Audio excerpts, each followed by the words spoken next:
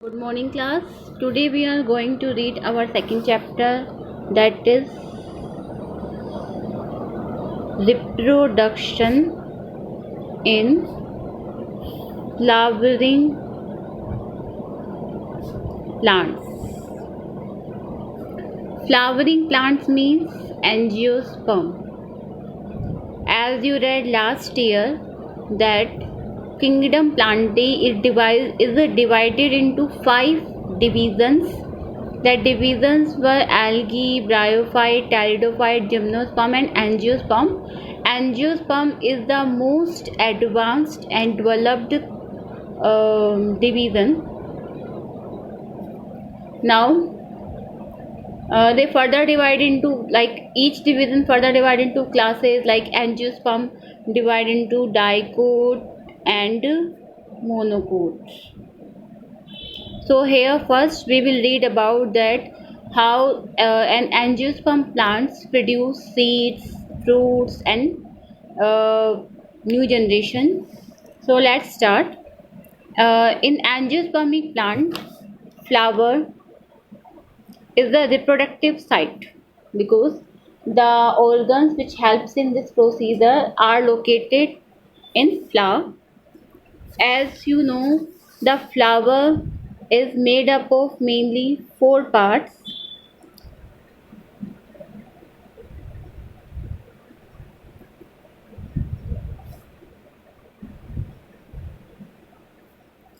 This one part is petal, colorful part. This one is sepal, green color portion. This one portion is called stamen, and this one portion, female part, actually this complete one is called carpel. You may say to it carpel or pistil. So here you can see the all flower organs are located on a swollen base that is called thalamus, or you can say to it receptacles. So a flower is made up of mainly these 4 parts. Number 1 is sepal, number 2 is petal, number 3rd is stamen, number 4th is carpel or pistil. Stamen is the male organ, male sex organ, and pistil or carpel is the female sex organ. Sepal and petal are 2 accessory organs. They are not involved directly into the process of reproduction, but they only play indirectly a role, like petal helps to attract bees, honeybees for pollination procedure. This one part protect the flower. Now flowers are of 2 types on the basis of presence of male and female sex organ: unisexual flower and bisexual flower. Uni means one and bi means two. Means a flower which contain any one of the sex organ, like either male or female, like in maize, papaya. Bisexual means a flower which contain both type of sex organ, male as well as female, are called bisexual flowers, like in pea, China rose, mustard. Now, the group of sepals are called calyx, group of petal, corolla, group of stamen, androecium, and group of carpel is called gynoecium. So now one by one we will read about it. Sepal is the outermost outermost wall, and it is generally green in color, and the main function of it protect the flower when it is in the bud stage. मतलब जब एक कली की stage में होता है, अगर तुम लोगों ने आप लोगों ने कहीं कली देखी हो फ्लावर की, तो वो टोटली ग्रीन कलर की स्ट्रक्चर से कवर्ड होती है, जिसे हम कहते हैं sepal. If sepals are colorful like petal, अगर सेपल पेटल की तरह टोटली कलरफुल हो, so we can say them petaloid. Second, petal, they are the colorful part. Group of petal forms corolla. It helps in, mainly the main function of it attracts organisms or animals, and for that it gives reward to them also. अगर animals इन पे आता है तो they helps in pollination, and in the place of that animals gets nectar. And next is stamen. Group of stamen is called androecium. Stamen is made up of two parts: anther and filament. And carpel is made up of three parts: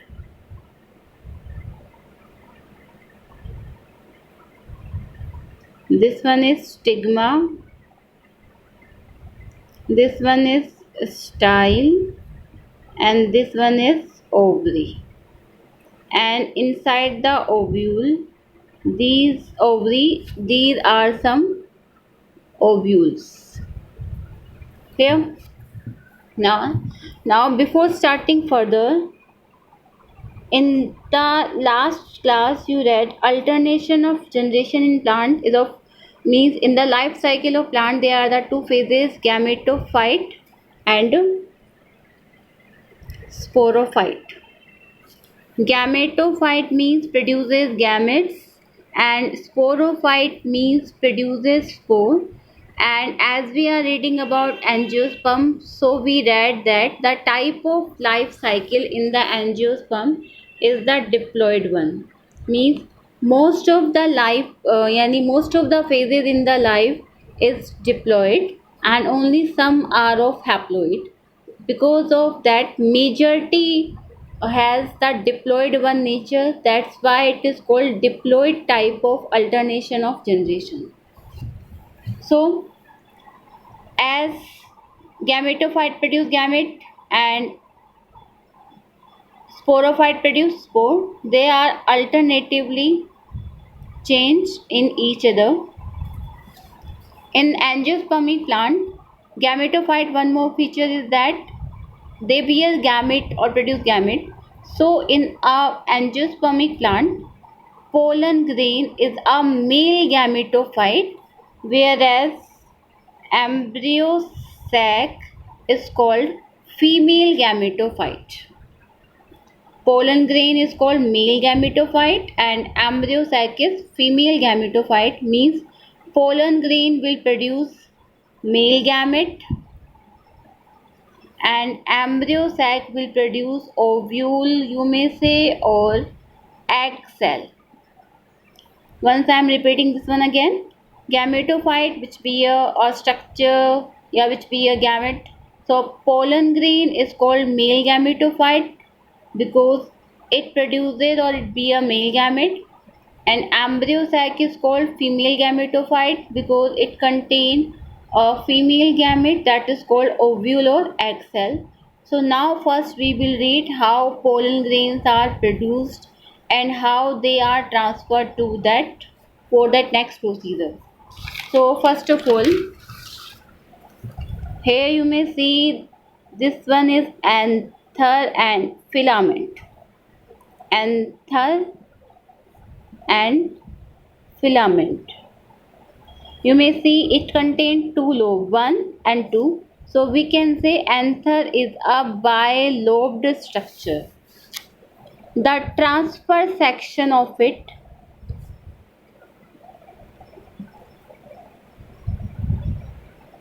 will be represent like that, and you may see that each lobe contains two theca.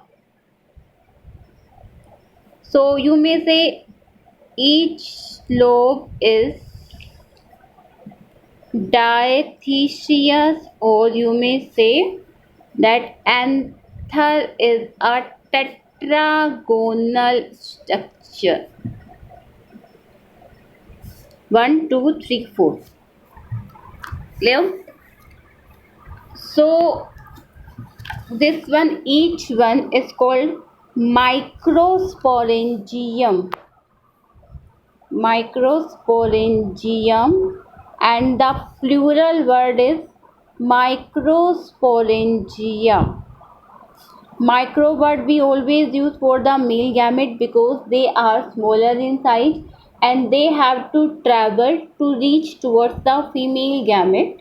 And whenever the word we will use macro, that is for the larger in size and for ovule or egg cell, because they contain stored food material for the further development of zygote and embryo. So this each microsporangium is made up of anther wall and sporogenous tissue. Here you may see anther wall, these 1, 2,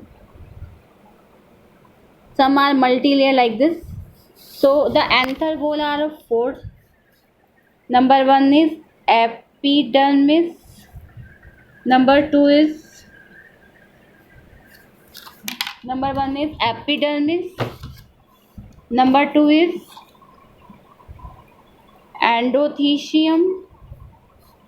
Number 3rd is middle layer, and number 4th is tapetum.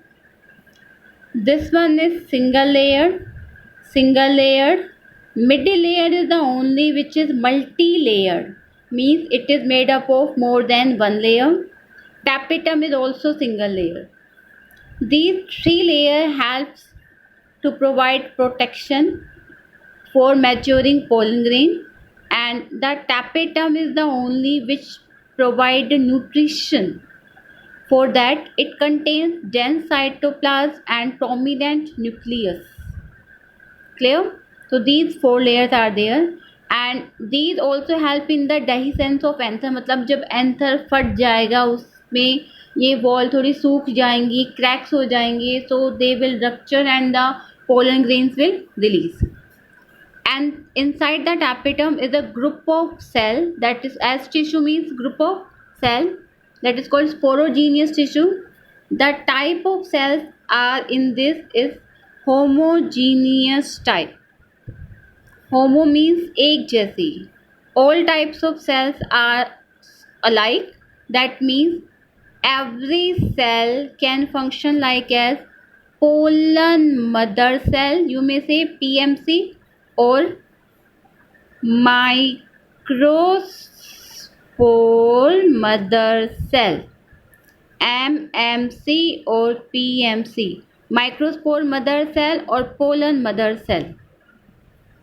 Clear? So each cell can function like as a microspore mother cell or pollen mother cell. Clear? Now the next procedure is microsporogenesis, that we will read in the next video.